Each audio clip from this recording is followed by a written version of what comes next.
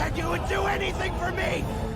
So die in my place! Somebody, I looked up to you more than anyone. Help me, please.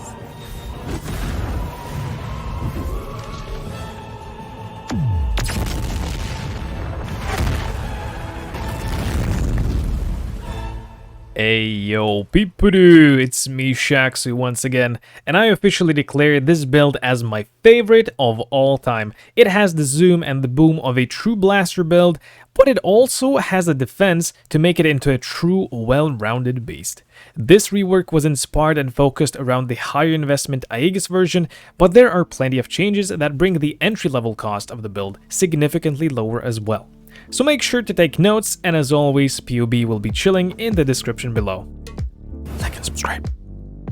Here is a quick build summary. Kaom Spirit Gloves allows to get Rage Regen, which enables Berserk for zoom and thickness, but life regeneration has no effect, unless you are an Inquisitor. Pious Path, duplicating life regeneration onto your energy shield. Get a lot of regen, use Righteous Fire for 40% more spell damage. Petrified Blood, Life Leech, Low Life, Overleech combo for 30% more spell damage and a non-stop life recovery source. Damage recouped as life, you get hit on energy shield but recover life. Max Block, Aegis Aurora for some next level thickness, and then, well, big AoE, big zoom, and a big bad boom. I strongly recommend watching the previous video about the build if you haven't already. It will reduce question marks popping up in your head by at least 50%. Warning, this build is addictive. No, but for real, there are 4 things that you should be warned about. Dexterity. Blade Vortex and Haste wants at least 155 Dexterity for level 20 and 159 Dexterity for level 21. Best option, to get a reflected amulet with a bunch of dexterity. Other options would be to get a helmet, ring, suffix, maybe cluster jewels, maybe even some dexterity on the passive tree. Resistances. Hard to cap if you want to min-max damage, speed, and or add chaos resistance. However, it is much easier than before. Levels. Early levels feel a bit rough. Level 75 and level 95 is like playing 2 different builds, so taking advantage of quick XP boosting strategies is highly recommended. Reflection of Paradise and 5-Way Legions are incredibly good, but even something like the good old Beachhead Rota could be a nice budget option. Speaking of budget, lowest starting point is roughly 5 divines. I would not recommend, and I repeat, I would not recommend, but if you absolutely have to, technically you can. Recommended starting point is around 20 divines, feels really good point is roughly 50 divines, dream build point is around 100 divines, I am the uber boss now, roughly 200 divines. And then there's further beyond. There are some really cool, very expensive options, but I'm not quite there myself, so let's leave this one for another video. That out of the way, this is what the tree looks like now, way more efficient and fits everything I wanted to fit into the build. Inspired learning, oh my god, I can't stress enough how much goodness it gives for your overall blasting experience for only, well, currently only 2 to 3 divines. So definitely a priority, especially when on low budget. Unnatural Instinct. Very expensive, yes, but it is very nice though. Regen, damage, skill effect duration, cast speed, and most importantly, a lot of AoE. It is not necessary. If you cannot get it, then you have 5 points to play around with, and you just grab stuff that you feel like the build is lacking at the moment. Forbidden Flame and Flesh. +1 power charge and 4 minimum endurance charges. It's good for damage, good defense. Also, resistances allow for easier gearing. However, if you cannot get these, then you just drop Forbidden Jewels and you go for 1 jewel that has really good damage, and the other jewel socket should be dedicated for an Enduring Composure small cluster jewel to generate endurance charges. Militant Faith. Most importantly, with reduced mana cost per 10 devotion, the keystone should be High Templar Dominus for inner conviction. Secondary mods should be area or elemental damage per 10 devotion. Watcher's Eye. I chose to go for a defensive determination mod and an offensive zealotry mod, which is only active on big bosses when I swap blessing auras, but that's the only place where I really need more damage anyway. As for low budget, focus on zealotry damage taken to squeeze out more damage. Phasing Jewel. Corrupting Blood immunity corruption is very important, but so is phasing. So if there are no available, you could either try corrupting cheap jewels yourself or use a phasing flask, maybe even get a Watcher's Eye. You have phasing while affected by haste. Reservation Cluster. 2 passive Reservation Efficiency Cluster with Determination Reservation. If you can get 35% effect of small passives, it's nice. I don't have it though, it's fine, but it would definitely be nicer. And lastly, I was using a Megalomaniac with Vast Power and Wrapped in Flame. Sadly, this combination is pretty much non-existent, but it looked like this. 1 passive that grants nothing, 1 with Vast Power, and 1 with Wrapped in Flame. I also needed a jewel with AoE Corruption to get to 35 radius, and then a 5-point gem socket to fit in all the jewels. So I had an option where I would have almost the same amount of damage and AoE, but I wouldn't get chill immunity, right? And that doesn't allow me to swap Pantheons to get damage over time reduction, and that would be bad. However, I had a last minute epiphany that allowed me to drop the Megalomaniac and make the build even better. Use a normal medium cluster with the Wrapped in Flame. Get the Gaaah and chill immunity. Other mods don't matter much, but you could get a bit of dexterity or resistances or both on the suffixes. You get a jewel socket for 1 point, that leaves 5 points to get AoE and damage back. Since I wasn't taking these AoE nodes, now it's 3 points to get the same damage and even slightly more AoE, leaving 2 passive points free for whatever you need. More damage, more life, dexterity, maybe a 3rd notable on a large cluster jewel, whatever you want. Even the fact that you need less points for all the mandatory pieces is great news to me. For Aegis Aurora to be used effectively, you want as much armor as possible. Determination, armor and gear, granite flask, maybe even a basalt if you have a lot of energy shield. Because you want your energy shield pool to be higher than what your Aegis is recovering on block. So armor, energy shield, hybrid gear is the best.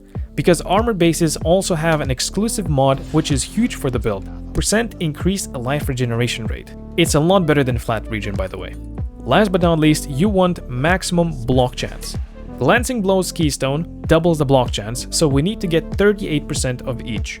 5 points on the passive tree to get 6 attack block, 12 spell damage block. The shield itself gives 32 attack block, level 21 Tempest Shield gives 26 spell block, and voila, it is done. One of the biggest changes that reduced the cost of the build is using Tempest Shield with Herald of Purity instead of Hatred, and that means that we're dropping the Hatred Crit Watcher's Eye as well. Now, at first, I was worried a little bit that we will not have enough damage without the crit to chain explode, right, to scale the explodey damage. However, forget about it. It's fine. It pops. Forget about it. Just move on. Because using both Herald of Ash and Herald of Purity makes these points with increased Herald buff effect give you a super efficient way of scaling any physical base damage, which both BV and Explodey are. And as long as you get enough AoE, enchant to Explodey, it will pop just fine. Also, a huge thing about multiple heralds is these herald reservation nodes become a great source of reservation reduction. Pair that with this life reservation efficiency mastery, a 2 passive reservation cluster, determination reservation mastery, and you cover all of your reservation needs. That frees up a suffix on the helmet, allowing for some better damage or speed or defense options with high investment. While on low budget, this allows for cheaper and easier gearing overall, since you can just spam a resistance essence here. Currently, I chose to go for chaos resistance to make leveling to 100 safer. Life reservation setup. Anomalous Arrogance linked to Tempest Shield and Vitality. Divine Blessing setup. Divergent Divine Blessing linked to Anomalous Increased Duration. Divergent Inspiration. Haste for Zoomies. Zealotry for the big deeps. Get a white socket on your boots for quick and easy gem swapping, by the way. Everything else can be put in random sockets. Herald of Ash, Herald of Purity, Petrified Blood, Determination. If you can get a shield with Determination Corruption, you free up a socket for Enhance, which at level 4 gives 11% more damage if linked to Divergent Berserk, Divergent Righteous Fire, and Anomalous Assassin's Mark. Movement skills. Flame Dash together with Shield Charge. I needed more sockets, so I had to drop faster attacks, but it's totally fine. And a passive defense setup, level 1 cast when damage taken, linked with level 10 Molten Shell. While Molten Shell is not needed, but it's nice to have for some defense on command. Let's start with the most important item, which is the body armor. I now have a really nice double elevated body armor, bought it with an open suffix, and I exile slammed Chaos Resistance, Tier 2. Talk about luck. The first Exile slam on the body armor was Tier 1 Rarity, and the next body armor I slam is Tier 2 Chaos Resistance. It's not perfect, but it's pretty damn close, right? If you don't know how to craft something like this, I would strongly recommend watching my previous video. I explained the crafting process over there. Right, moving on to the weapon. So it's a Void Battery, 28% quality, Harvest AoE enchant. Rolls don't really matter. Next is the shield. It is Aegis Aurora, and it doesn't give any damage, right? However, it is the by far the best defensive option you can go for, and if you really want damage, that thing right there, holy damage, man. All right, next it is the helmet. +1 power charge, implicit from synthesis. It makes crafting a lot easier, getting all the life, the regen, the resistances, whatever the build is missing, even dexterity, right? You could potentially get it here pretty easily, and ideally it would be armor energy shield base, but if you can't get that, I would try to get energy shield, because energy shield, like the only source of energy shield in this build really is items, and you don't even have that many items with energy shield, right? It's just like a little bit from the boots, the shield, a little bit from the helmet, a little bit from the body armor, and that is it. That's all you get. So yeah, ideally armor energy shield, or at least energy shield. Next item is the boots, the booties, and these booties are pretty cool. The suffixes are triple tier 1, and that is ideally what you want. But now, since we have the helmet with free suffixes, you could, you know, compensate for some resistances and get some stuff there, get some stuff here, and you will be, like, it will be just a lot easier to gear in general because of that helmet free suffixes situation. You just need to get a bunch of resistances as high as possible, right? Getting the life regeneration rate up is also very important. And then once you have those good suffixes, then you just do suffixes cannot be changed, use a Veiled Chaos Orb, and then block mana or something, and then unveil movement speed with onslaught on kill. Ideally, right, you would want to go with that and repeat that process until you get onslaught, but that could cost you quite a bit. So, you know, maybe for the start you don't do that, you just craft movement speed with chance to gain onslaught, even if you don't have life. But this is ideally what you want. And I could mention here that technically you could take these suffixes, slap them on the helmet, right? Which means that you do lose some chaos resistance. You are losing a little bit of cold resistance as well, so you would have to compensate for that a little bit somewhere. But 15, that's not the end of the world, right? You could actually do that. But then, well, then you can go for those crazy double elevated boots with elevated onslaught, elevated tailwind, elusive on the prefix. The speed would go up. However, as you can see here on the implicits, I have 5% increased action speed, I have some life regeneration rate, so you really don't get that much. Of course, like, you get quite a bit more speed from the elevated onslaught. That's alone, well, if you get a good roll, that's like 10% movement speed. Elusive is also roughly 10% on average, I suppose. Yeah, it's pretty good. But it makes gearing harder, chaos resist capping pretty much impossible. That's some like endgame big boy crafting stuff. So I would recommend doing this, but the movement speed boots, crazy speed boots, is an option for sure. Now, the ring. So we have an Arcane Surge on hit implicit. Since we don't have space for the Arcane Surge itself as a support gem in our links, right, we have to do this. And the crazy thing is, this implicit is almost as powerful as a +1 power charge ring. Now, if you think about it, this is less than a divine for this implicit. The power that it gives is pretty much the same as a 60 to 70 divine ring. So get that, it's very good, very nice, very strong. And you know, early on that ring, you could just focus on resistances, maybe some dexterity, get some life, but later try to get something like this. It is really good, really nice. Just spam some crit multi-essences and you should get there eventually, right? The second ring is Death Rush.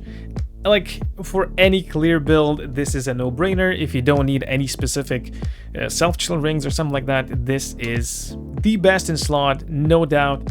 It is like the pinnacle of clear speed rings. It's really good. Try to get adrenaline lasting for 3 seconds, and I didn't even take it off when I was fighting uber bosses, and I killed some uber bosses with this build, but I did it in like the scuffed version, the first edition of the build. It just slapped an Aegis, just added some reservation, and I did it. But now the build is way better. It's way stronger.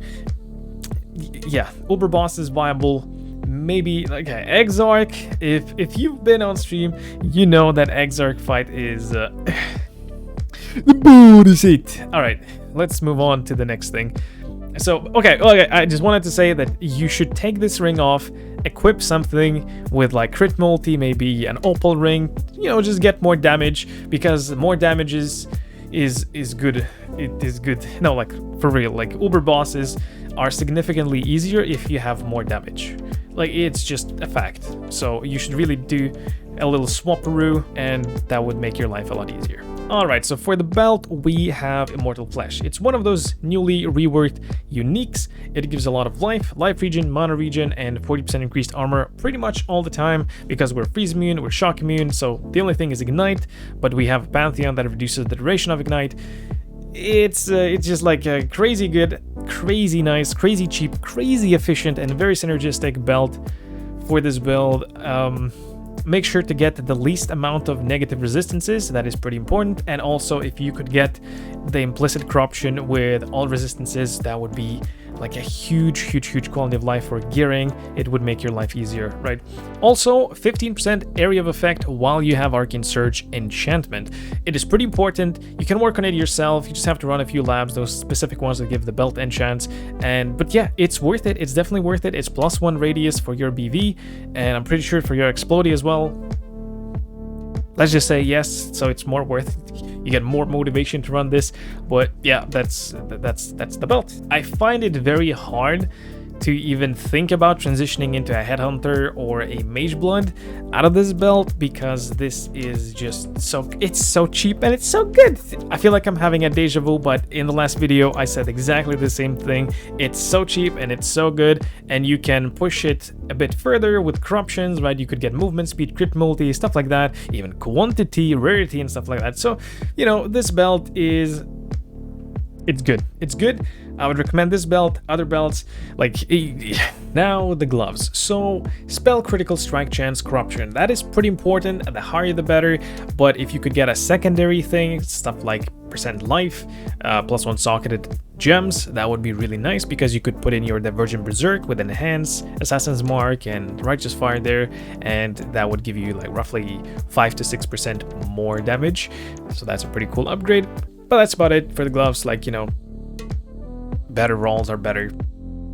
Should I even say that? I mean, there you go, I said it. Okay, let's move on. And the last item here is the Amulet. So I have a pretty good one, but it's not crazy. Like, it's nothing like, you know, nowadays in the Reflection of Kalandra days, it's not too crazy. It's only +2, a lot of dexterity, and then a duplicated AoE. So it's only like a 3 mod item. It's not crazy, but the important thing here is to get the +2 to Blade Vortex, because with Empower and level 21 Blade Vortex, level 4 Empower, this amulet gives me +2 radius from the levels, and then +1 more radius from the AoE.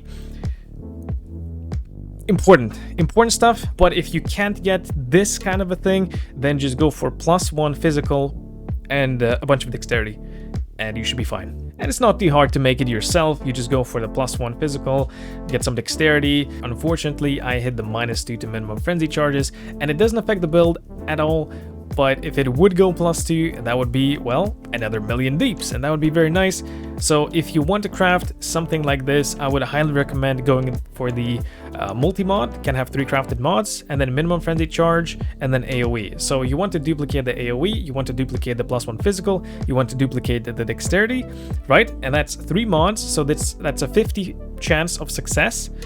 And then the other mods, you don't care about losing. So the minimum frenzy charges, if it turns positive, that's Pog, that's like another million deeps for the build. Can have 3 crafted modifiers. If it goes up, if it goes down, doesn't matter at all, so you want it to go down. And then reduced evasion is like elemental damage to attacks, you know, like something that doesn't affect the build. If you go life and it doubles down to the negativity, right? Then that's really bad. If you go for energy shield and it goes down, it's really bad. So you want to go for something that doesn't affect the build in a bad way, or at least not heavily. So like if there's like 1 life, or like tier 12 life or something like very low, then it's whatever. But if it's a high life and it goes down, avoid that. All right, and lastly, the flasks. So a quick tip: if it's not too expensive, just buy flasks with one of the mods that you're trying to craft that is already fractured.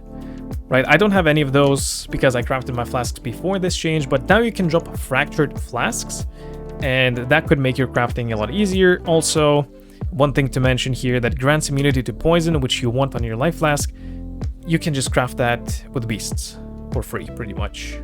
You just roll for instant recovery when on low life. Since we are always on low life, this is just like a full life recovery on demand. They're very strong. And then poison immunity for 7 seconds, because literally poison is the only ailment that we are afraid of, especially when you don't have chaos resistance. Now I think I can actually drop this flask and go for something more damage, more defense, like, not life, not poison removal, something else.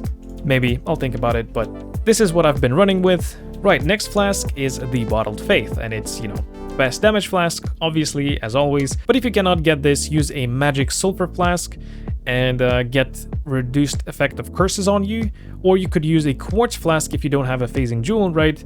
That could save you some monies, maybe potentially in the build, and you could also run reduced effect of curses. It's very nice to have complete immunity to curses. Currently it's like 75, but with the flask it would be 100%, and you would be totally fine to run all those LE weakness maps, stem chains, whatever, it doesn't affect you. Right, next one is the Quicksilver Flask, and you want as much movement speed as possible, also slap on some effect, and if possible, add 28 quality from the Betrayal mechanic, right? Hillock in Research. 28 quality gets a bit more duration on the flask, and that is pretty valuable. Next one is the Granite Flask, and definitely you want that. Then you want some sort of charge generation, right? So I have flash charge on crit, but I will work to reroll this flask into 3 charges when you get hit. This one right here. Gain 3 charges when you are hit by an enemy. So the last flask is technically flexible. I was using an Amethyst Flask for the longest time because I really wanted the Chaos Res, right? The Chaos Resistance, the Poison, the Chaos Legions, that's the biggest spook for the build, and that would, well, help you a lot with that. Now that I have Chaos Resistance on gear, and I'm like, what is this? Chaos Resistance. I'm at 56 Chaos Resistance against damage over time, 75. I'm overcapped, right? So I don't need that flask anymore. This is really good, and I can use the Basalt Flask, which gives me more armor and means that I am recovering even more energy shield on block because of Aegis Aurora, right? So like this is the best defensive option now, and what you really want here is regenerate 3 of life per second during flask effect. So no matter which flask you go for, get some sort of charge generation ideally, and then regen life per second during flask effect. And that's about it. That's the build. Thank you for sticking to the end. I hope that you will have as great of a success as I did. I'm having a total blast with the build. It is actually the favorite build of all time, and I'm proud that it's my own build. So yeah, have fun with it. Good luck upgrading. There are a lot of things, a lot of money that you could put into the build and make it better and better and better. And I keep pushing. I will keep going because the build is good. Oh, it's so good. It's so good. All right, catch you in the next one. Bye guys, stay awesome, and see ya.